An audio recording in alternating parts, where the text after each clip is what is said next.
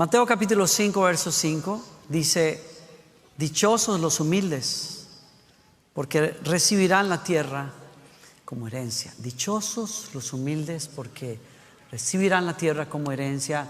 En versiones antiguas, ¿se acuerdan ustedes? Dice: bienaventurados los humildes. Es un pasaje que me escucharán a lo largo de estos 15 años que he estado ya aquí. He hablado de estos pasajes una y otra vez, porque me cautiva el concepto de la humildad, honestamente.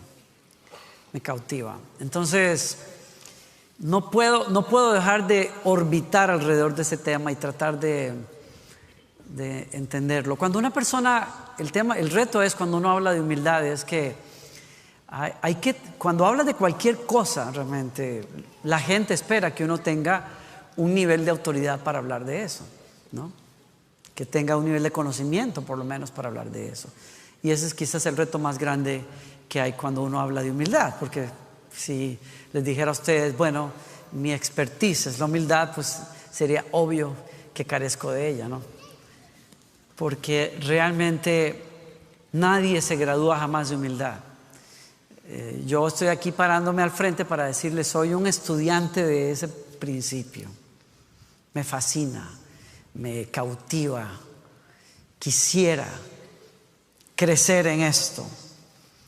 Y habiendo dicho eso, para salvar cualquier expectativa falsa que pudiera tener yo o ustedes, lo que me cautiva más de este tema es darme cuenta que muchas personas en el mundo, en la sociedad, piensan en la humildad como un rasgo de debilidad en una persona.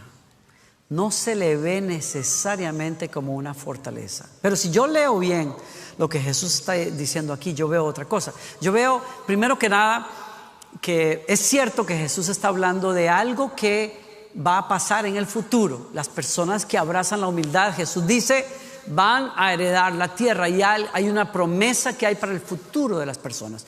Y esto que acabo de decir es lo que casi siempre un predicador o un cristiano va a enfatizar. Algún día Dios va a premiar, pero yo quiero llamar la atención de ustedes de otra cosa que cuando uno lee esto se va fácilmente, y es el hecho de que la humildad es una fortaleza. La humildad te hace un vaso capaz de conquistar cosas que de otra manera tú no podrías conquistar.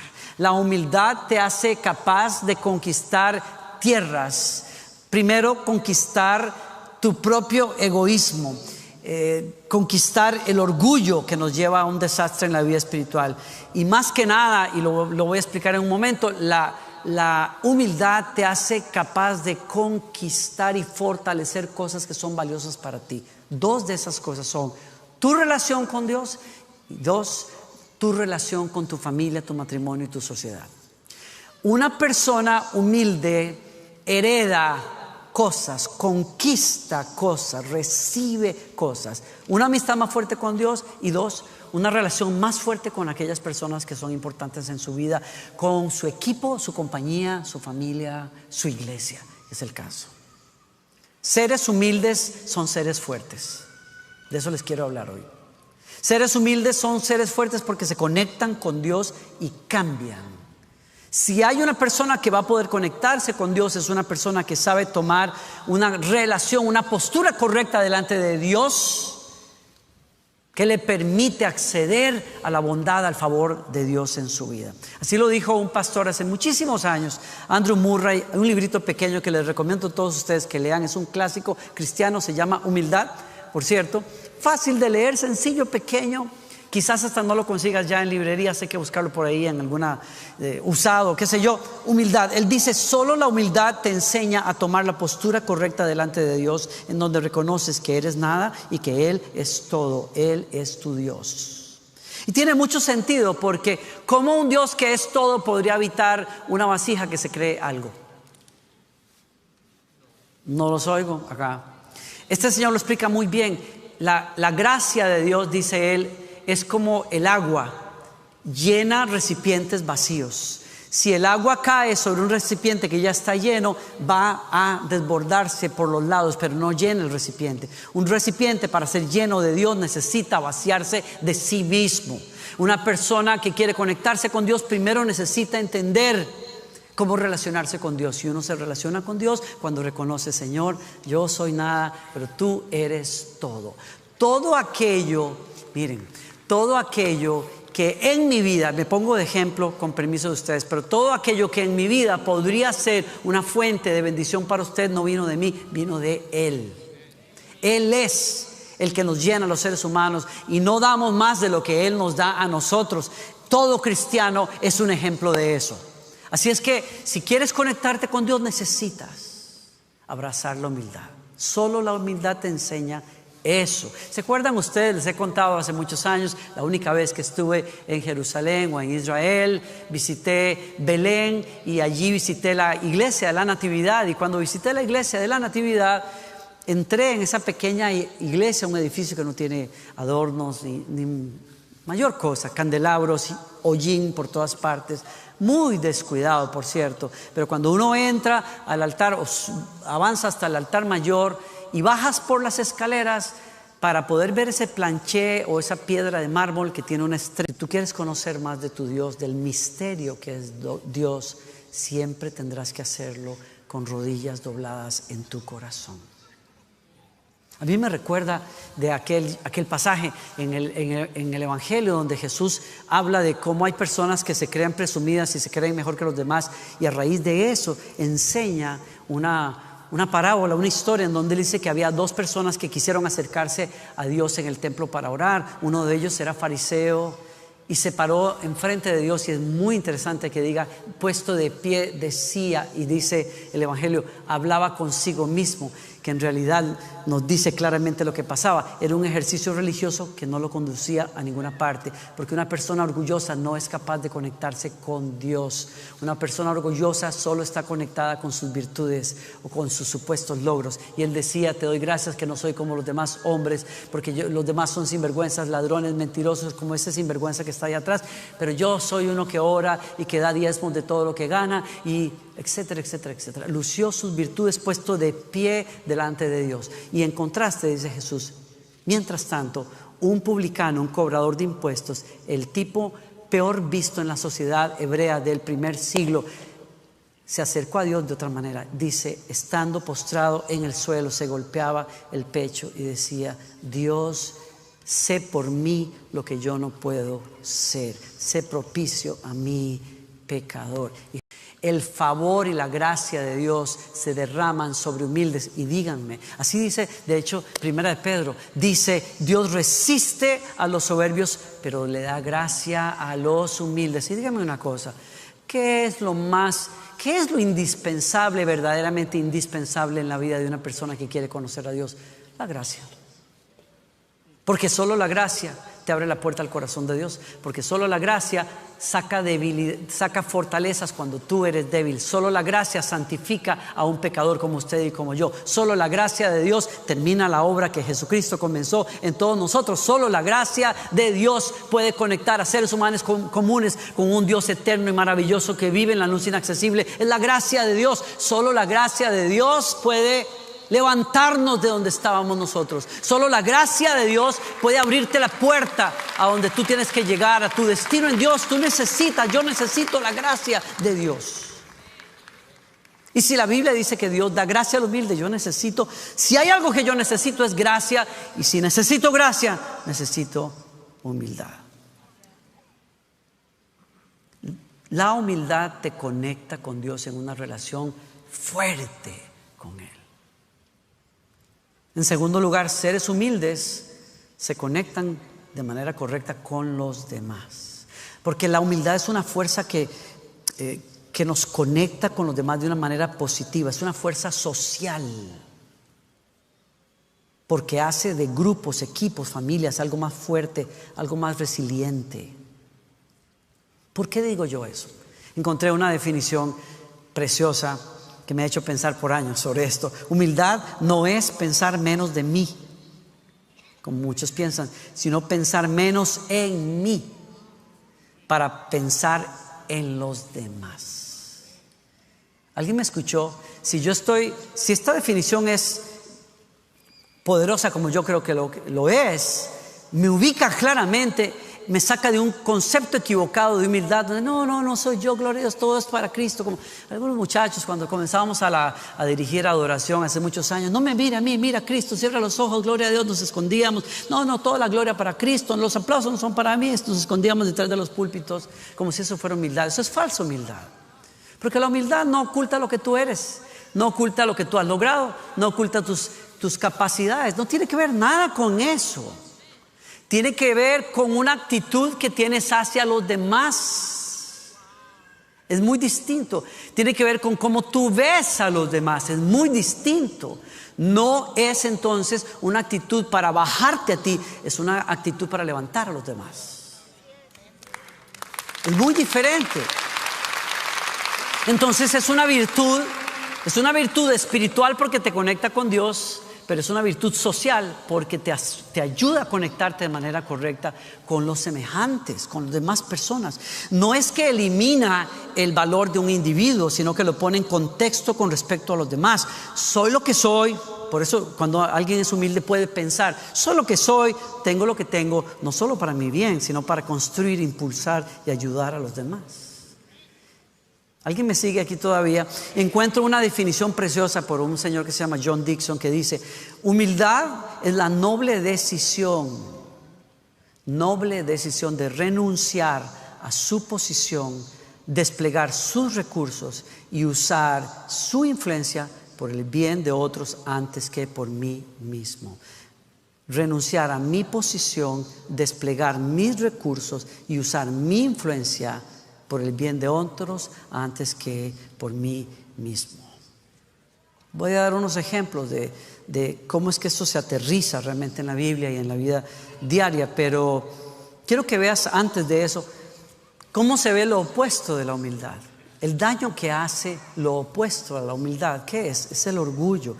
El orgullo debilita a las personas, les roba su relación con Dios y destruye relaciones importantes en su vida. Y el mejor ejemplo que puedo poner es el ejemplo de Adán. Cuando Dios viene a buscar a Adán, después de que él había desobedecido a Dios, ¿se acuerdan? Está en el libro de Génesis, capítulo 1, 2, 3. Cuando Dios viene a buscar a Adán, que muchas personas quizás, no sé si te pasó a ti, pero cuando yo leí esa historia alguna vez jovencito dije, wow, se lo cacharon, lo agarraron, ahí te va, o sea, viene el Señor con el fuete en la mano y nada le va a pasar al pobre Adán, pero la Biblia no dice nada de eso. La Biblia simplemente dice que Dios le dijo: ¿dónde estabas, Adán? Te estoy buscando. Yo creo con todo el corazón que Dios buscaba a Adán para restaurarlo. Y por eso él pregunta: ¿dónde estabas? No, es que te escuché en medio del jardín y me escondí porque estaba desnudo. Y ahí es donde Dios le dice: ¿y quién te enseñó que estabas desnudo? ¿Fue que comiste del árbol que yo te prohibí que comieras? Y él responde: pues ¿para qué le digo que no? Sí. Versión mexicana. Y miren la respuesta de Adán. Presten atención a esto. Porque Adán perdió una gran oportunidad de arreglar su relación con Dios por la manera en que contestó. Dijo: la mujer que me diste por compañera me dio ese fruto y yo lo comí. Si Adán hubiera tenido la postura correcta delante de Dios de humildad, si hubiera inclinado ante el Señor que está buscando una respuesta en él, la respuesta correcta, que es: admito, Señor, mi desobediencia, sí, te fallé, Señor. Pero no hizo eso porque no tenía ya en él la humildad presente que tuvo cuando recién fue creado por Dios.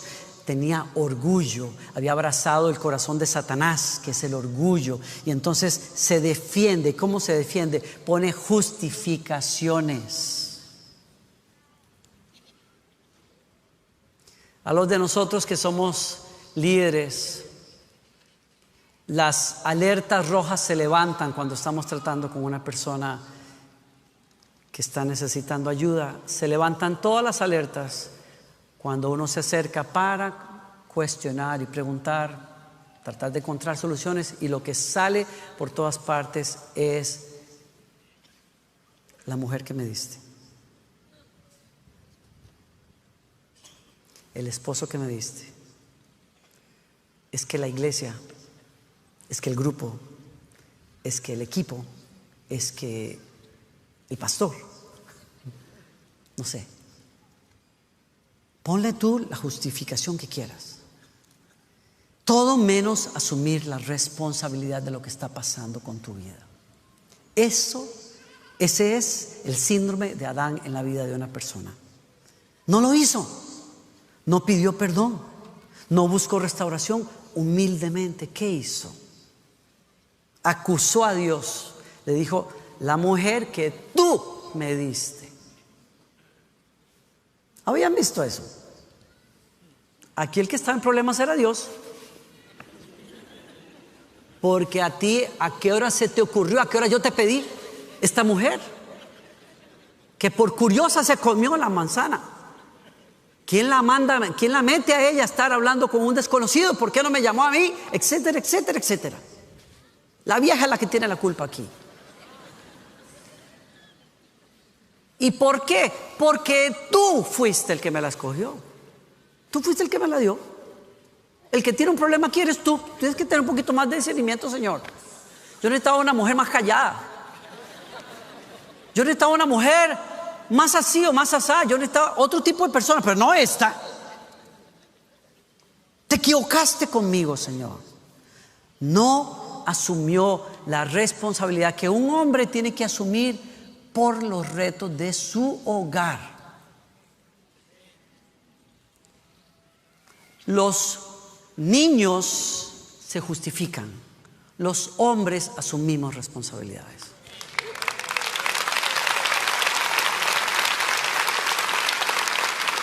Las niñas le echan los clavos a los demás, las mujeres asumen responsabilidades.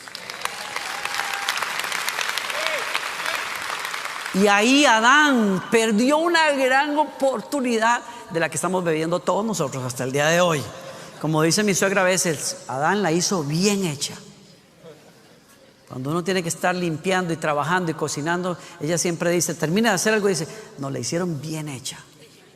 Aquí estamos, dele, cocine, lave, vuelva a acomodarse, desacomoda, vuelve a limpiarse, vuelve a ensuciar. No, la hicieron bien hecha. Perdió la gran oportunidad de su vida. ¿Por qué? Porque no, en vez de haber asumido su responsabilidad como hombre de la casa, acusó a su esposa y luego la dejó desnuda. ¿Cómo que la dejó desnuda? Sí, no usó su lugar como responsable para asumir las consecuencias, incluso por ella.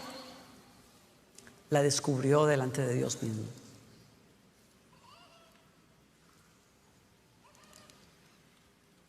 Porque el orgullo te aleja de Dios y te aleja de los demás. Y el orgullo repele a Dios y repele a los demás. Yo no entiendo ni sé cómo habrá hecho Eva después de esa para haberse juntado con Adán otra vez. No entiendo qué le pasó a Eva. O sea, después de la metida de patas que se dio a Adán, yo que ella lo hubiera mandado a la China si existía en ese momento, diciéndole, mi hijo, ¿de dónde estás? ¿Y?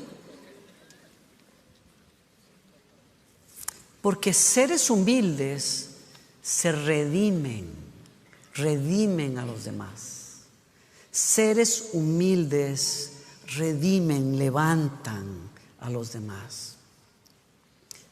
Un ejemplo que les traigo, Moisés dice la Biblia que es el hombre más humilde sobre la faz de la tierra en su momento. Así lo define la Biblia. Pero sus dos hermanos vinieron a cuestionar su autoridad y sus procedimientos. Aarón y Miriam vinieron a cuestionarlo, vinieron a decir, tú que eres muy hombre de Dios y muy ungido y qué sé yo, y mira la vieja que te fuiste a buscar, una ahí que no es ni siquiera de nuestro pueblo, y hija de pastores de ovejas, y no, ni se baña la vieja. Tú qué gusto el tuyo, tenés que buscarte una. ¿Qué te pasó, Moisés? ¿Y qué es lo que muy hombre de Dios que eres? Pues déjanos decirte una cosa bien clara. A Aarón y a mí, María, también Dios nos habla igual que a ti. Fíjate, Tú que eres el único que... No, Dios nos habla a nosotros también y nos usa también a nosotros y el pueblo de Dios lo reconoce. Nosotros somos tan iguales como tú. Y cuando Moisés oye aquello, en vez de entrar en que te digo que me dices, que no sé qué, se tira al piso. Porque sabe, porque es humilde. Una persona humilde no se ofende fácilmente cuando los demás ponen en tela de duda quién es y qué hace o qué puede lograr. Una persona humilde difiere la ofensa hacia aquel que puede defender, aquel que sabe quién es. Se tira al piso. Un hombre humilde no se ofende fácilmente, se tira al piso. Y yo creo que le pidió a Dios: ten misericordia, porque este par de no saben en lo que se están metiendo. Y mientras él está haciendo eso y ellos dos se... La nube de la gloria de Dios descendió sobre la tienda y la voz de Dios vino. Y cuando se apartó el Señor de esa conversación de chismosos y de rebeldes, María estaba llena de lepra de pies a cabeza. No hubo más discusión. Hubo una marca de Dios sobre la vida de esta mujer. Y por una semana tuvo que estar fuera. Y la orden de Dios fue: ven y que Moisés te bendiga para que quedes limpia. Y así fue. Y en toda esta historia, que fue tremenda, no tenemos tiempo para entrar en los detalles, pero el Señor les dice a ellos dos que les quede claro que a los demás les hablo con visiones, pero a mi siervo Moisés le hablo cara a cara, porque a mí me da la gana. Aquí el que escoge a quién usar y cómo usarlo no es ninguno de ustedes. Soy yo el que escojo. Esa no es la lección de lecciones ahí. Para mí la lección es el tipo que Moisés se queda callado, pudiendo hacer algo al respecto. ¿Alguien me sigue acá? Un ser humano humilde no necesita recordarles a otros quién es y cuántos títulos tiene y cuántos logros tiene y de qué maneras Dios lo usa, porque no lo necesita. No es necesario. Usted sabe quién es y punto. Si los demás lo pueden reconocer, qué bueno por ellos, porque van a recibir el beneficio de lo que usted tenga. Si no lo pueden reconocer, qué lástima por ellos. Había una historia por allá en los 1930 de unos chicos jóvenes que se metieron en un autobús en la ciudad de Chicago y se comenzaron a burlar y a hacer bullying de un tipo que estaba sentado en la parte de atrás, un hombre moreno que estaba en la parte de atrás, y comenzaron a tirarle chiste y chiste y chiste, tratando de picarlo, decimos en Costa Rica, para que respondiera y agarrarlo a golpes. El tipo se levanta del autobús, de la parte de atrás, se viene hacia el frente, les entrega una tarjeta de presentación sin decir nada. Se quedan los dos mudos, o los chicos mudos, porque era un tipo de 2 metros o muy alto, mucho más de lo que se veía cuando estaba sentado. Ustedes saben, las personas se estiran de la cintura para abajo. Cuando estamos sentados nos parecemos mucho. Créanme que yo conozco esas técnicas. Hay personas a las que les he dicho: ¿quieres foto conmigo? Te sientas. Y cuando ese tipo se levanta, es un monstruo. Es un monstruo. Los dos se quedan pálidos, fríos, y reciben la tarjeta de presentación que tiene el nombre Joe Lux, que en 1937 llegó a ser el campeón mundial de peso pesado y mantuvo ese título hasta el año 49, según la Organización de Boxeo Internacional, solo después de Muhammad Ali. Es un hombre que tenía la fuerza, dicen los historiadores, las personas que saben de esto, que era tan fuerte que con un puñetazo podía matar a un caballo. Es un ejemplo de humildad, que tiene el poder para hacer algo al respecto, pero tiene la cordura para usar ese poder, desviarlo por el bien de otras personas.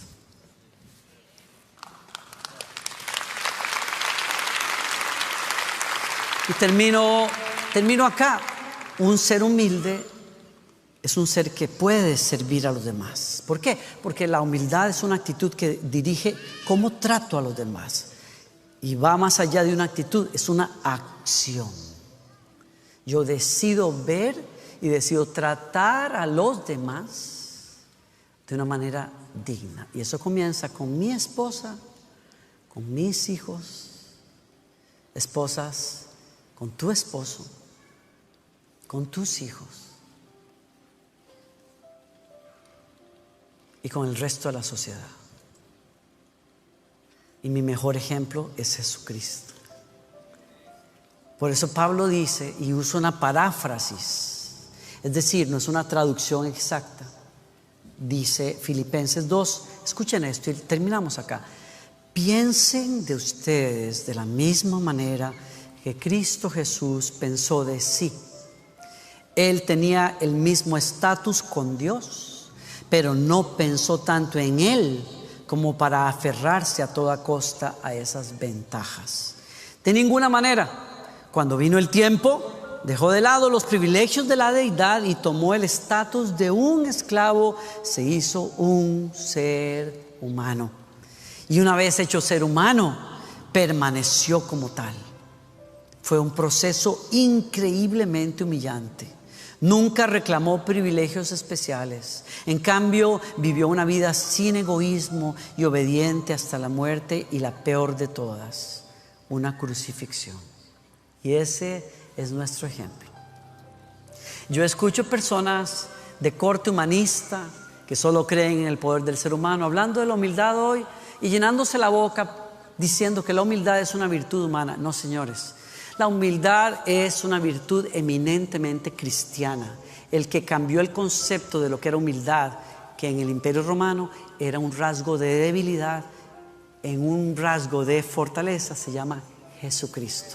Porque el que tenía el poder, el título y el poder para muchas cosas, cuando estuvo entre nosotros, nos lavó los pies y se entregó una cruz por nosotros. Por eso digo yo, solo una persona realmente humilde puede servir a los demás, porque hay personas que miden el tamaño y el color y el estatus y la educación de otro para ver si yo me digno a servirle.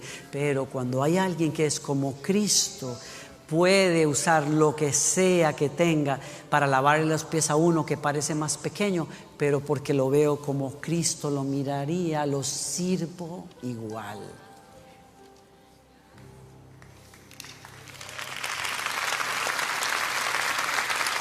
Termino acá.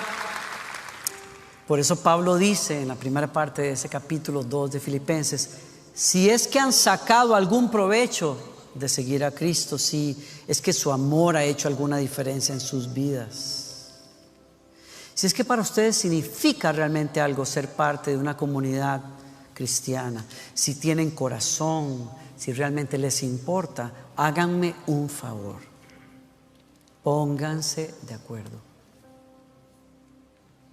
Si les importa, háganme un favor, ámense, sean profundos amigos espirituales.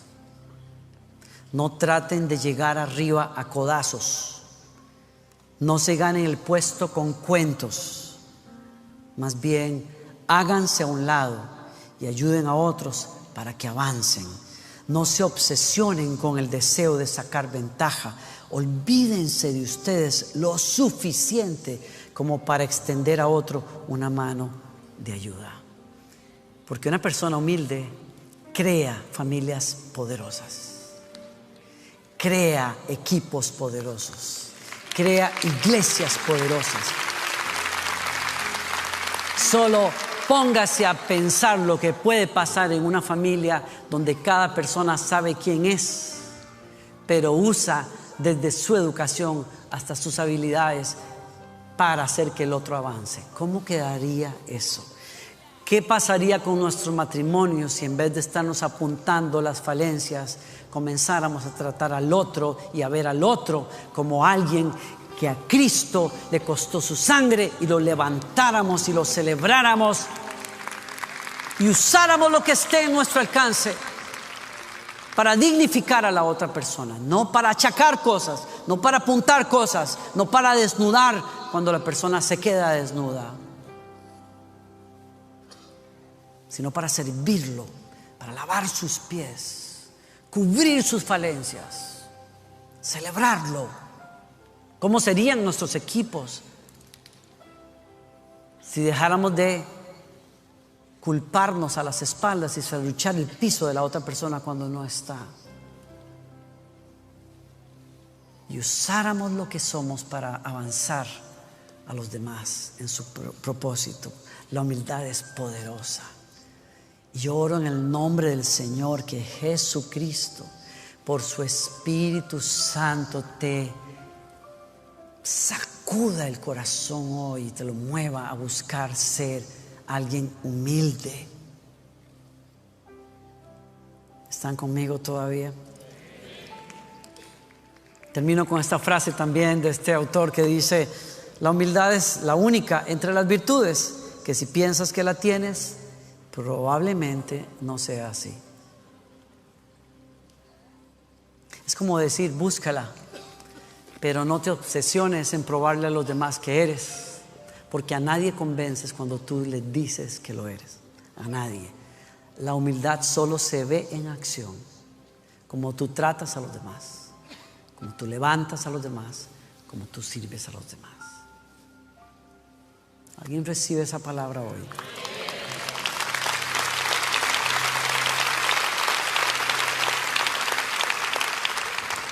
¿Quieren orar conmigo? Dale 30 segundos al Señor antes de que te vayas de aquí y pregúntale: Señor, ¿dónde estoy con respecto a esta palabra, Señor? ¿Dónde estoy? ¿Dónde estoy?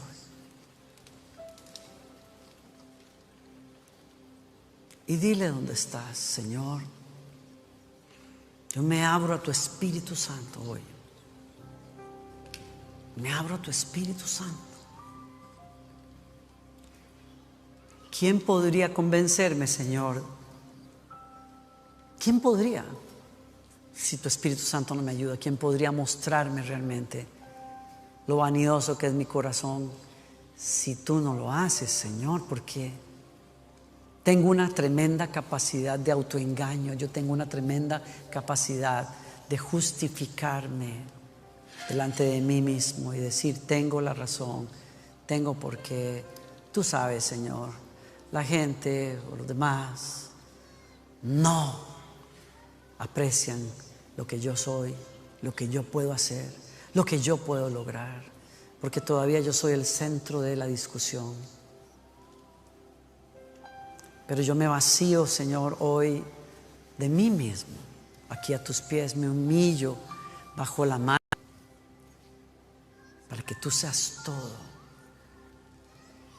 Y si hay alguna gloria que los demás puedan ver en mí, que yo sepa sin lugar a dudas que es un reflejo de lo que tú eres en mí y nada más.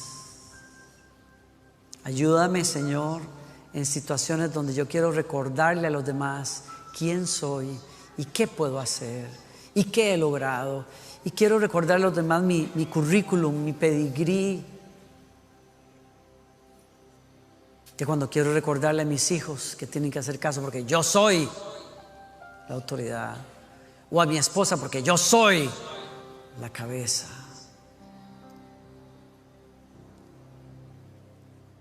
Que te miremos a ti otra vez. Que dejemos que el Espíritu de Jesucristo nos llene, me llene. Que cuando tenga ganas, Señor, de abrir la boca y de responder y de hablar de más, que yo pueda recordar que el corazón de Jesús es uno que difiere la ofensa a aquel que puede hacer justicia. Ayúdanos aquí, Señor, porque queremos conectarnos contigo de una manera más profunda. Quiero conocerte de una manera más real, Señor. Dame de tu humildad, Señor. Y por último, Señor, ayúdame a que la humildad conduzca la manera en que trato a las personas, desde aquellos que más amo hasta las personas que considere yo menos dignas, porque a la postre moriste por pecadores, por amigos y por enemigos por igual. Y ayúdanos a que esta comunidad sea una comunidad de matrimonios humildes, líderes humildes, cristianos humildes. Termino acá. ¿Será que antes de irte, tu caminar de fe comience con una entrega puntual y sincera a Jesucristo, diciéndole: Señor, necesito que me salves de mis pecados, necesito que me recibas como tu hijo? Si quieres hacer esa oración y nunca lo has hecho, ponte de pie donde estés y dile conmigo: Señor Jesús, te entrego mi vida, mi corazón, sálvame de mis pecados, Señor, límpiame con tu sangre, ven a mi corazón, hazme tuyo para siempre, soy tu hijo, Señor, lo prometes en tu palabra. Ayúdame a seguirte todos los días de mi vida. Gracias por escucharme y por recibirme. Si hiciste esa oración por la primera vez hoy, quiero pedirte un favor. Antes de que te vayas de aquí hoy, si tienes tiempo hoy, acéptanos 15 minutos, un pequeño momento en un lugar que se llama Nuevos Comienzos, ahí atrás. Te podemos explicar un poquito mejor de qué se trata seguir a Jesucristo de una manera nueva. Acéptame la invitación y yo sé que el Señor va a cambiar tu vida de una manera poderosa. A los demás les invito a que se pongan de pie. Que el Señor te bendiga y el Señor te guarde. Que el Señor haga resplandecer su rostro sobre ti. Que el Señor alce sobre ti su rostro y que Él te dé paz. Que Él te dé paz. Que Él te bendiga en tu salida y en tu entrada, hoy y siempre.